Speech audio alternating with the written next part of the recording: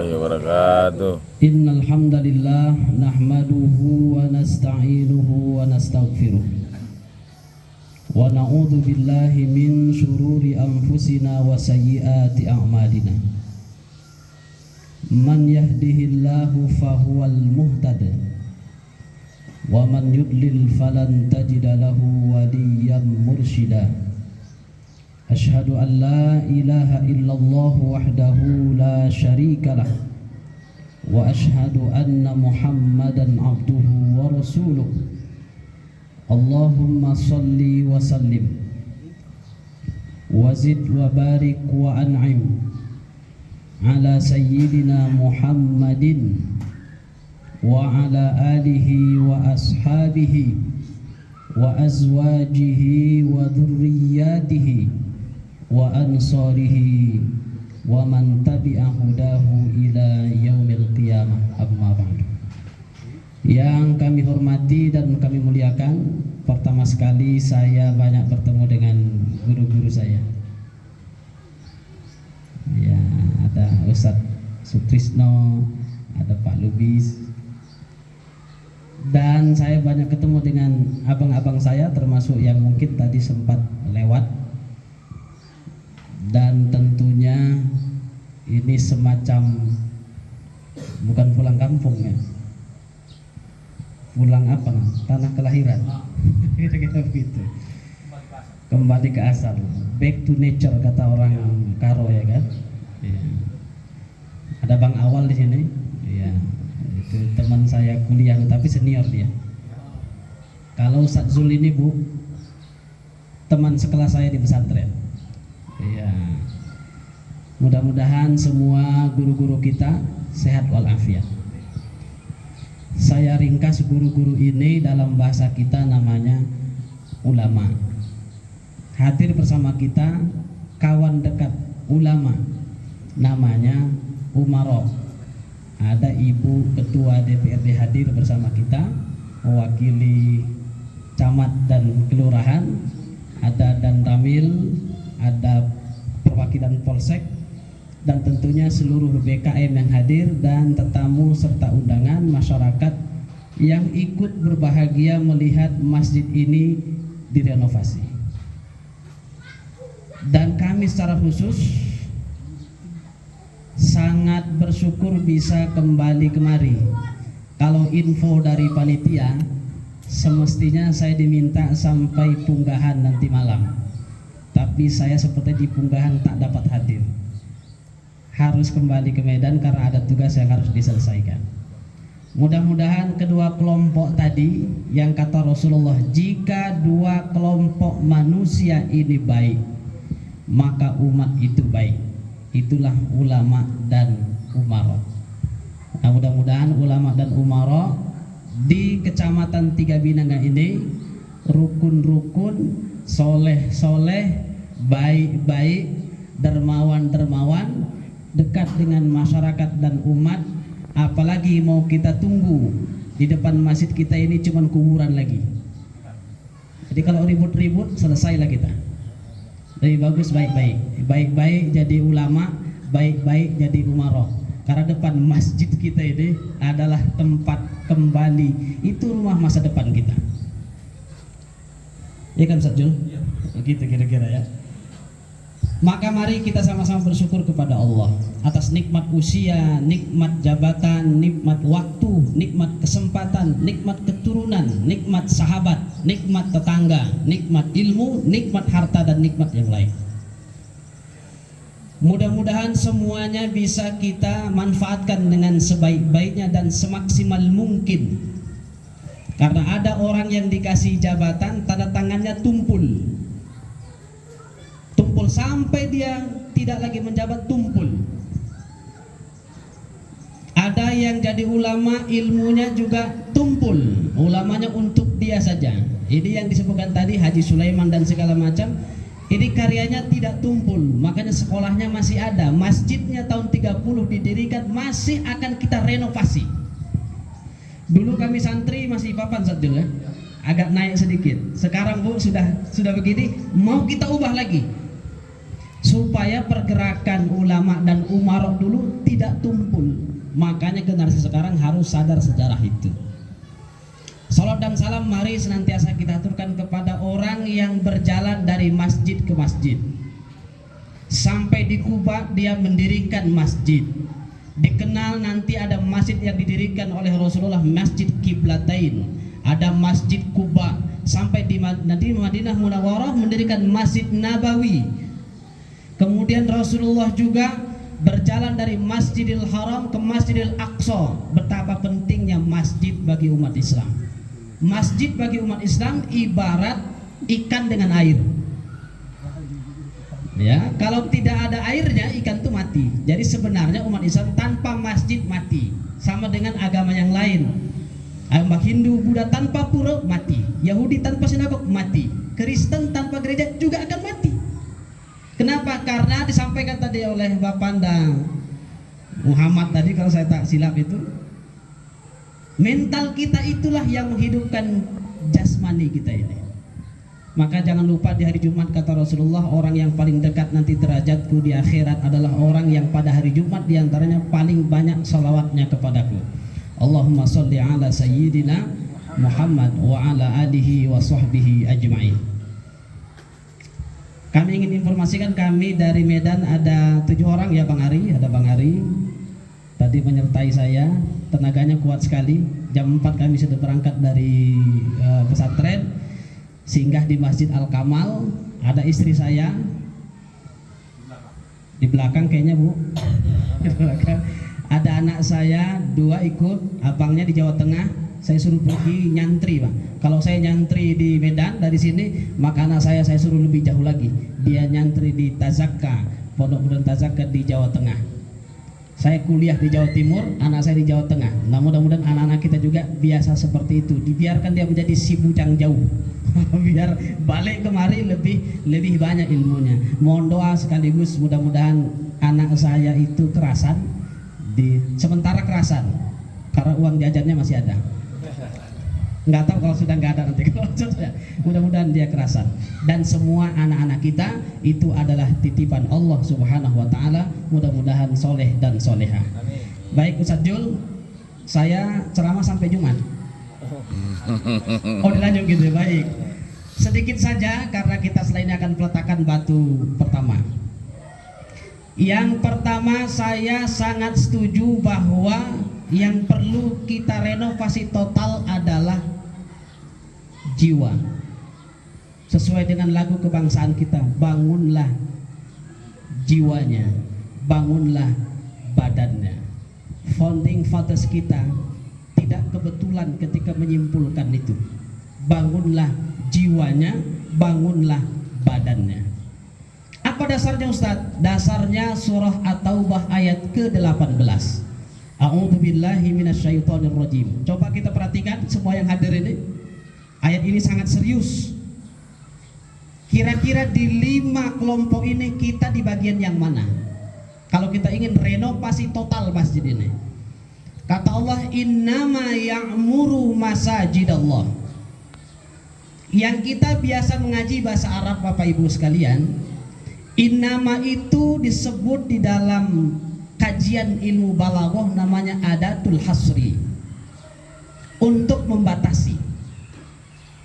Maka sering dimaknai oleh para ulama Indonesia hanya saja, atau sajanya dibuang jadi hanya. Orang-orang yang memakmurkan masjid hanya ini, itu maksudnya. Di luar itu pasti tidak memakmurkan masjid.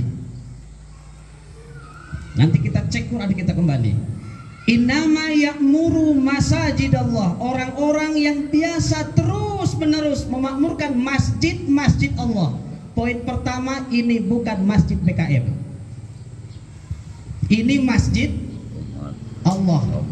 Ayatnya masajidallah. Dan ini bukan masjid PHBI. Dan ini bukan masjid umat Islam secara khusus, supaya nanti umat Islam yang di luar Kecamatan Binangan tidak boleh kemari. Tidak, karena ini adalah masjid-masjid Allah. Kalau masjid bukan masjid Allah mudah diruntuhkan. Dan Rasul melakukannya di Masjid Diror.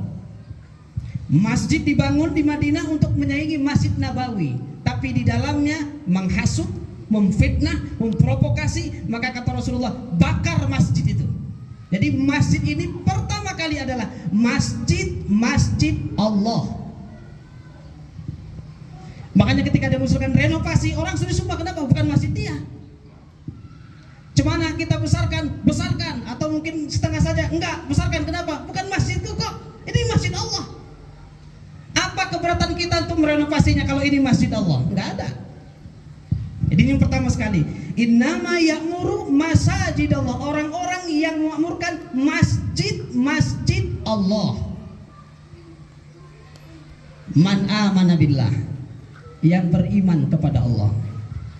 Orang yang datang ke sini pasti karena panggilan iman, bukan undangan panitia. Baik, Pak Lurah diundang, ada renovasi, Bu Ketua DPRD diundang, bukan itu, pasti karena Allah. Karena kalau undangan panitia, dia akan lihat siapa ketua panitianya, nggak kenal, nggak datang. Lah Bu kadek-kadek kue katanya kan, lalu selesai.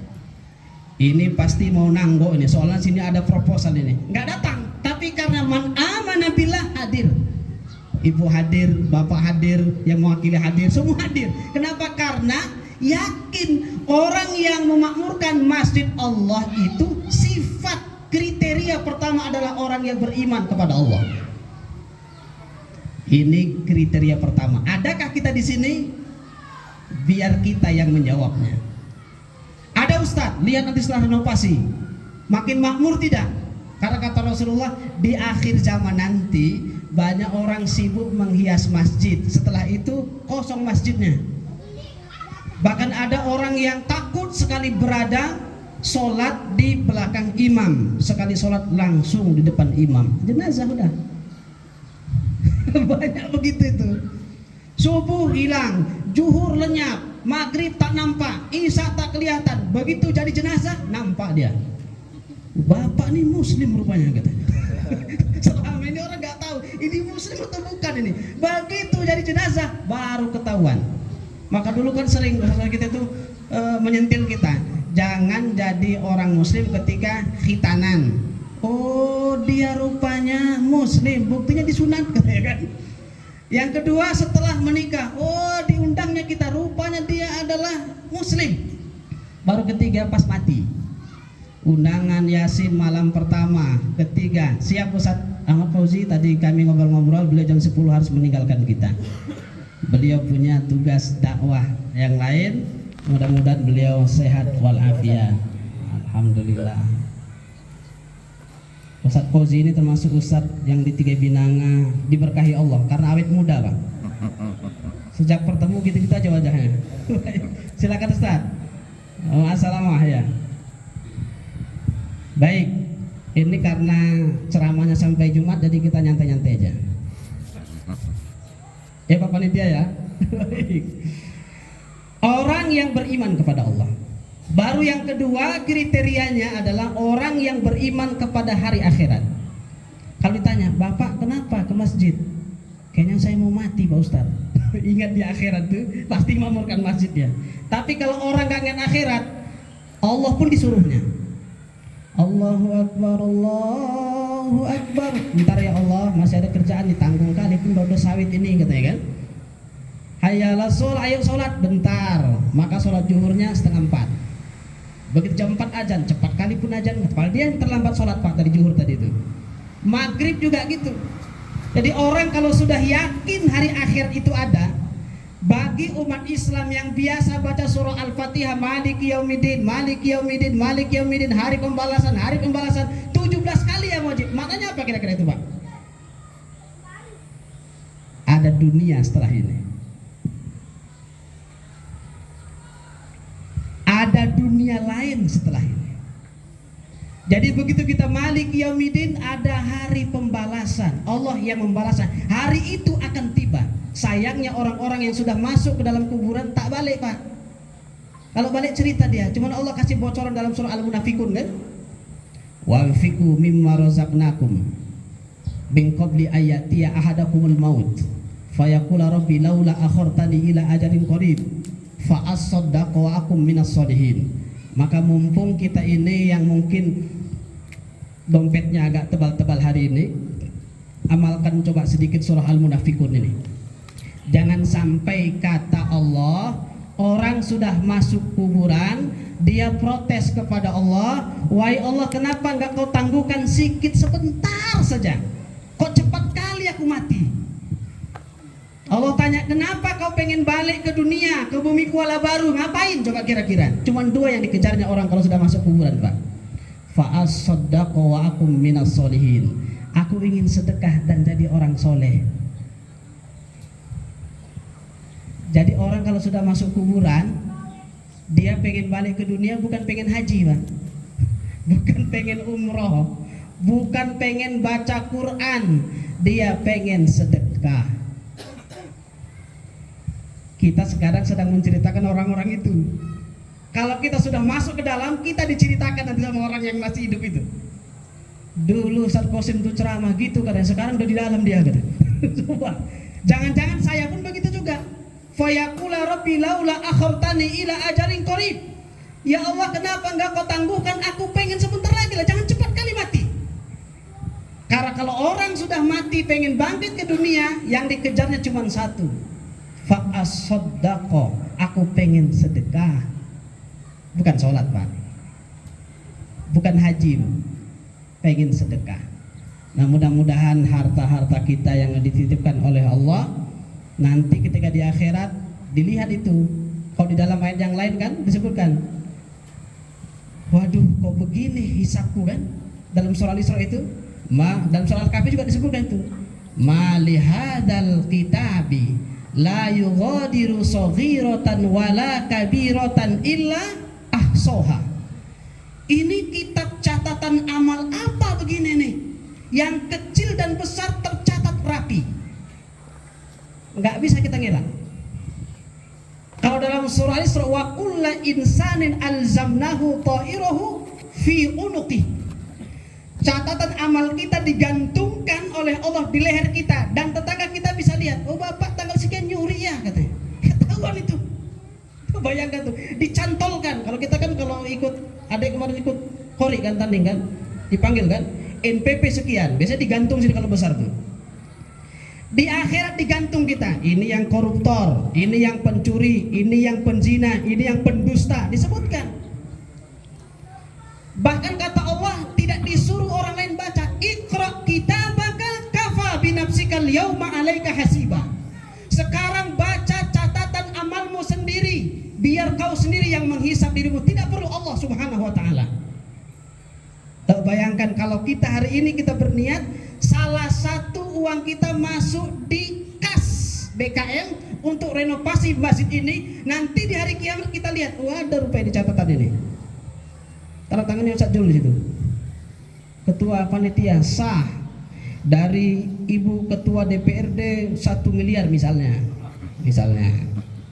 Berarti kan panitia tinggal nambah 2 lagi kan? 200 juta lagi kan Pak ya? Itu kalau dari ibu itu, dari perwakilan camat 200 juta udah selesai, jadi panitia nggak capek, tinggal bangun aja. Kira-kira begitu. Kayaknya harapan panitia begitu kayaknya. Ya biar cepat kan? Cepat sholat Jumat, cepat Idul Fitri, cepat Idul Adha, cepat idul-idul yang lain di sini, kira-kira begitu. Kenapa? Karena orang Islam ini sebenarnya semuanya dermawan. Cuman kadang orang kaya Pak, dia tidak tahu ditaruh di mana uangnya itu. Kadang ada orang sudah sakit hati duluan, ditaruhnya uang di situ hilang. Tapi kalau uang ditaruh 500 juta, plek, nampak kubah masjid, makin yakin dia. Tapi renovasi ini bukan yang sekali. Karena saya ketika juga jadi santri di sini juga sudah direnovasi. Artinya uang itu muncul. Kita ingin, kalau kita yakin akhirat itu ada, mari kita makmurkan masjid ini minimal dengan uang kita. Banyak orang tidak nongol di medan jihad, diantaranya Sayyidina Utsman. Kalau Abu Bakar Siddiq ditanya, berapa hartamu untuk agama ini wahai Abu Bakar? Kata Abu Bakar, semuanya. Semuanya. Kalau kita ikut Umar pun jadilah. Kalau kau Umar, aku setengahnya. Kalau Utsman, aku nggak mau bilang, cuman kapan butuh aku kasih. Gitu kira-kira itu. Maka umat Islam kita ini butuh kepada sosok Abu Bakar jika ada. Tapi sepertinya ini nggak ada.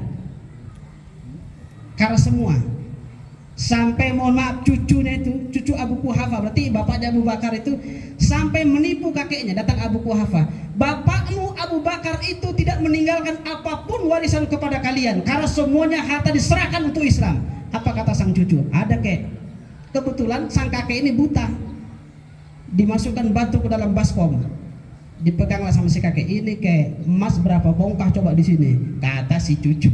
Kata Abu Quhafa, betul kata Abu Bakar itu. Kemudian ditanya sama Rasulullah, apa yang kau tinggalkan untuk anak istrimu wahai Abu Bakar? Taraktu lahumullah wa rasulahu. Aku tinggalkan untuk mereka Allah dan Rasulnya. Kalau kita nggak segitulah Pak. Nanti pulang kita bawa mobil pulangnya, nanti jalan kaki pula kan? Mungkin ya Ustaz Jul ambil mobil Kijang bekas saya itu. Saya pulang ke Medan pakai becak misalnya kan? Itu kayaknya nggak ada yang seperti itu. Saya pun nggak berani. Nggak berani. Minimal di bawahnya Umar setengah, atau minimal seperti Utsman saja sudah cukup itu. Apa itu? Kapan butuh semen berapa sak Ustaz Jul? 1000 sak misalnya. Saya bulan ini 2 saja ya. 2 pun nempel di masjid. Saya mikrofon aja ya, mikrofon. Atau berapa gaji khotib di sini Pak Ustadz? Saya yang nanggung sampai saya meninggal. Bisa? Bisa. Oh karpetnya kita ganti, Ustadz, ganti, bisa. Atau kata para ulama, supaya mengalir lebih dahsyat, jadikan dia yang nempel ke masjid. Bisa pasir, bisa semen, bisa besi, dan bisa yang lain. Tapi kalau dekat-dekat Ramadan ini kayaknya Quran juga butuh diperbarui Sajjul. Mungkin ada 100 mushaf di sini, setiap orang baca Quran itu pahalanya mengalir kepada orang yang menginfakkannya. Nah insya Allah nanti, kalau tadi saya dengar tadi Ibu Kepala DPR, Ketua DPR mengatakan nanti ada kerjasama dengan Pemprov, itu luar biasa itu. Saya kira panitia perlu rembuk serius dengan Ibu, gimana realnya itu. Jangan-jangan mungkin sebulan sudah selesai pembangunan ini, uangnya maksud saya. Kalau uangnya kan nggak mungkin sebulan, ubah saja berapa kan. Nanti selainnya mungkin ada rembuk khusus, tim khusus dengan Ibu Kepala Ketua DPRD, mungkin kapan supaya jalan tol itu cepat. Karena biasanya para umaro yang soleh itu takut dia nyimpan uang banyak-banyak Pak. Mendingan cepat drill, karena ingin meninggal jalan tol masuk hisab, selesai. Bukankah itu dalam hadis? Orang yang nanti tidak dapat rasa panas malah dinaungi oleh Allah 7 kan di akhirat. Yang pertama siapa? Imamun adil, pemimpin yang adil. Bukan ustaz, bukan guru, bukan orang yang jihad di jalan Allah, bukan yang naik haji. Yang pertama oleh Rasulullah imamun adil. Saya ingat ketika Bu Risma itu nutup doli itu, tutup dengan apa? Itulah hebat saktinya tanda tangan umaro. Maka ulama nggak boleh jauh dari umaro. Kami pengen ini dibuktikan, selesai. Tapi kalau Pak Ustadz ngomong 1 jam belum tentu selesai. Makanya Ustadz harus ketemu dengan orang kaya. Mari kita ke masjid kata Ustadz. Tengoklah dulu Ustadz. Kalau Umar ngomong, cemana kalau saya kasih karpet baru ke masjid langsung. Maka kita penting ingat akhirat itu supaya kita sungguh-sungguh menyampaikan amanah yang diberikan oleh Allah kepada kita. Jadi yang pertama kali kriteria kita adalah iman kepada Allah, iman kepada akhirat. Yang ketiga wa aqomas sholah.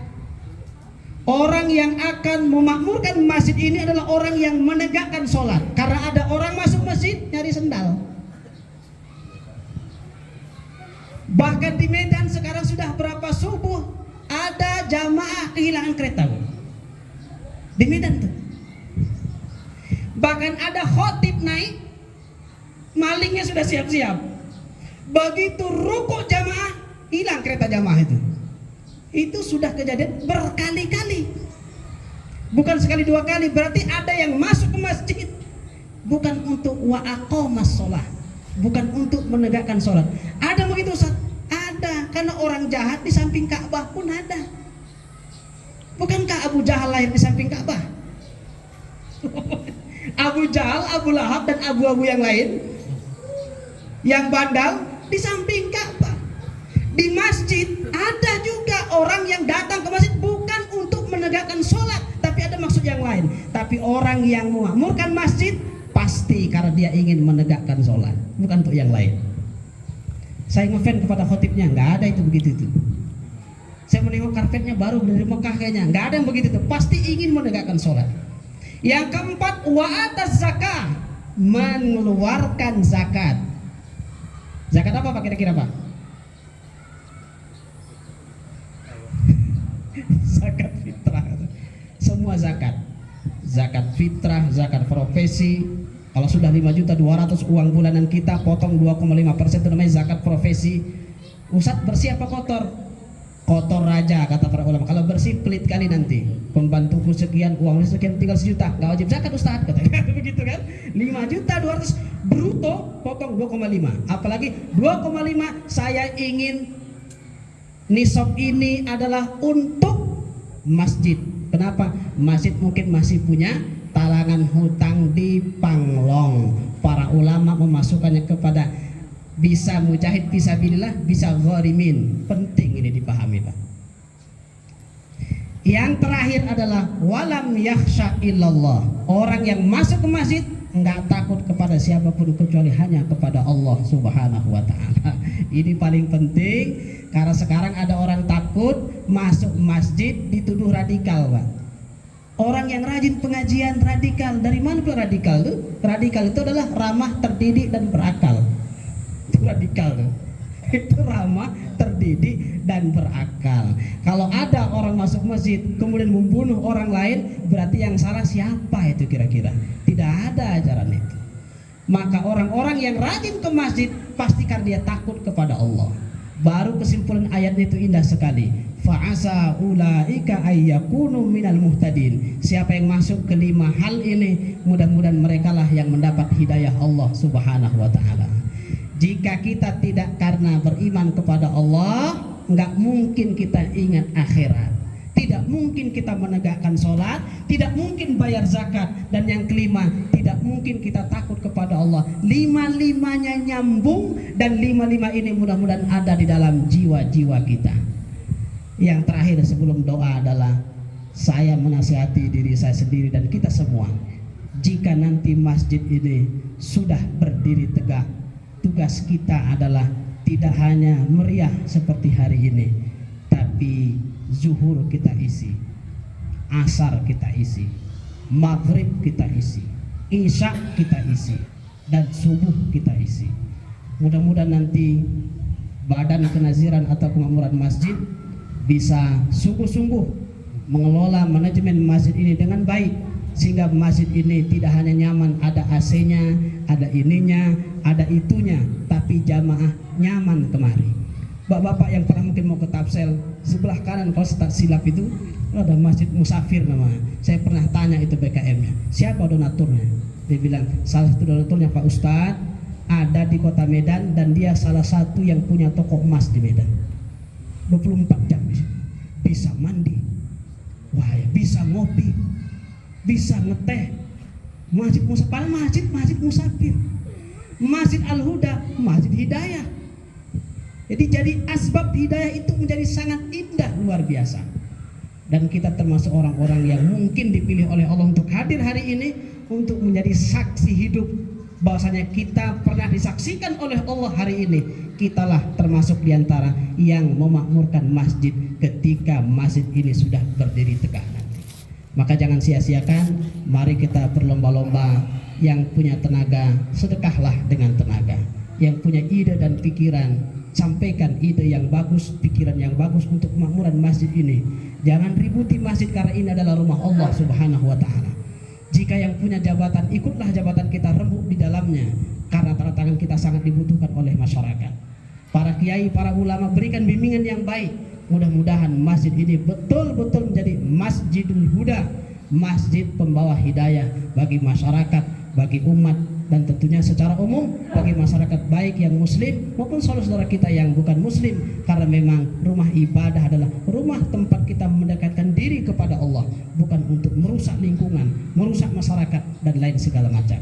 Oleh karena itu sekali lagi ini doa dan ajakan saya secara pribadi kepada diri saya, karena saya juga asal kemari pasti singgah kemari, meskipun saya tak bisa mengunjungi bapak-bapak ini, karena kelas saya masih ingat kelas terakhir saya di sana itu. Di atas itu kelas 3 sanawiyah, baru pindah ke sana.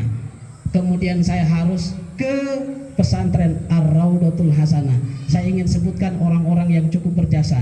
Di antaranya adalah bapak-bapak dan ibu-ibu. Saya dulu paling pol, biasanya saya jadi Bilal tarawih di sini biasanya itu.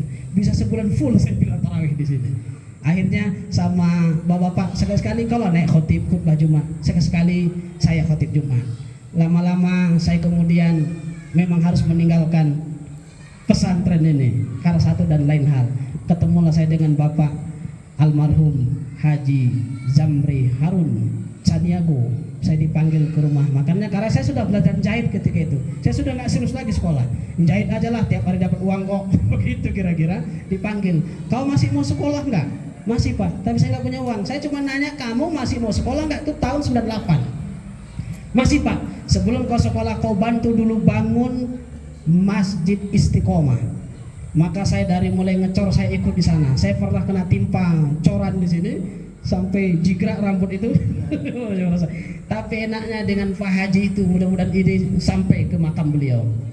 Dia bilang, tiap hari Selasa kau kasih uang gajimu. Padahal saya mau disekolahkan itu. Kau kasih uang dan kau ambil makanmu di rumah makan Minang. Coba Pak, rezeki mana lagi yang mau kita dustakan tuh Pak? Coba. Dan dia bilang begini, kalau kau lulus nanti dari pesantren, Bapak nggak minta apa-apa. Kau nggak ku minta balik ke pesantren, Sirajul Huda maksudnya. Dan kau tak ku minta balik ke Tiga Binanga, karena mungkin engkau tidak lagi bertugas di Tiga Binanga. Tapi lihat-lihatlah Tiga Binanga ini. Lihat-lihatlah kata beliau. Lulus dari pesantren 2002 saya ikut testing ke Mesir. Lulus saya dapat beasiswa 2002 sampai 2006 ke Mesir saya. Dan dirayakan bahasa kita tasyakuran di Masjid Istiqomah. Anakku sudah berhasil, tugasku sudah selesai. Nyekolahkan kau sampai tamat pesantren. Setelah ini terserah kau. Saya pulang tak sempat bertemu karena beliau sudah di Jakarta sampai beliau wafat di Jakarta. Saya ketemu dengan Ustadz Ali Akbar saja, Ali Akbar Majid, termasuk guru saya tanya, apa pesan-pesan almarhum? Kau tengok-tengoklah Istiqomah sekali-sekali. Sekarang yang saya kenal itu sudah madrasahnya juga sudah bagus, masjid sudah bagus. Itu adalah salah satu cita-cita beliau semasa hidup. Dan banyak sudah meninggalkan kita di sini. Saya kalau lihat tadi Pak Muhammad, saya ingat guru saya yang pertama kali nyuruh saya imam, Haji Khairullah Tarikan. Saya ngaji sekali kata beliau, udah, kau jadi imam sholat isya kata. Saya ingat betul itu. Dan kalau dari rumahnya sholat Jumat dia jalan kemari, zikirnya tak pernah lepas. Itu luar biasa saya kira itu. Ada Pak Hasbi, kalau Pak Strisno yang masih hidup ya, ada Pak Lubis, ada Pak Karo-Karo, itu yang sering maju jadi Bilal tarawih segala macam. Saya masih ingat orang-orang tua itu. Dan insya Allah saya termasuk orang-orang yang mendoakan mereka, baik yang sudah meninggal maupun yang masih hidup. Mudah-mudahan usia mereka berkah semua. Kesimpulannya adalah saya sering, ini bukan menyindir sebenarnya, tapi inilah untuk kesadaran kita. Jika guru bisa menghasilkan menteri, presiden, gubernur, tapi belum tentu seorang presiden bisa melahirkan guru. Maka saya kalau ceramah, saya mohon maaf, siapapun yang hadir di ceramah itu, misalnya ada menteri, saya tak pernah sebut pertama kali. Pasti saya sebut pertama kali yang kita hormati, guru-guru kita, ulama-ulama kita. Mereka yang mengantarkan kita menjadi gubernur, mereka yang mengantarkan kita jadi kiai, mereka yang mengantarkan kita jadi ustadz, mereka yang mengantarkan kita jadi anggota dewan. Mereka itulah yang mendidik kita. Maka seyogianya bagi seorang muslim, jangan lupakan selesai sholat untuk menghadiahkan Al-Fatihah buat mereka-mereka yang sudah mengantarkan kita ke derajat kita hari ini. Mudah-mudahan ini menjadi amanah mereka, supaya kita menjadi orang-orang yang tidak lupa bahwasanya mereka adalah orang-orang yang membesarkan kita. Tadi itu hanya sedikit yang mungkin sempat saya rekam dan saya ingat. Tapi sekolah ini dari SD sampai aliyah. Saya naik kelas 3 aliyah, saya harus pindah ke pesantren di Raudhah itu. Saya ngulang lagi dari kelas 1 intensif. Kalau saat dulu di kelas biasa, saya intensif. Ketemunya kami di kelas 5 ketemunya. Kelas 4 ketemu kami. Jadi itulah mungkin sedikit perjuangan yang harus kita kenang kembali, bahwa Masjid Al-Huda ini adalah masjid pemberi hidayah. Mudah-mudahan cepat selesai karena ulamanya, umaroknya bersatu padu untuk kemakmuran masjid yang sangat kita cintai ini. Bapak Ibu yang dimuliakan oleh Allah Subhanahu wa taala, itu mungkin sekedar pengingat kita bersama. Mari kita berdoa kepada Allah Subhanahu wa taala, mudah-mudahan masjid ini diberkahi oleh Allah, cepat pembangunannya, kemudian cepat kita makmurkan karena kita rindu menjadi hamba-hamba Allah yang bermunajat di rumah Allah Subhanahu wa taala. Li barakatiha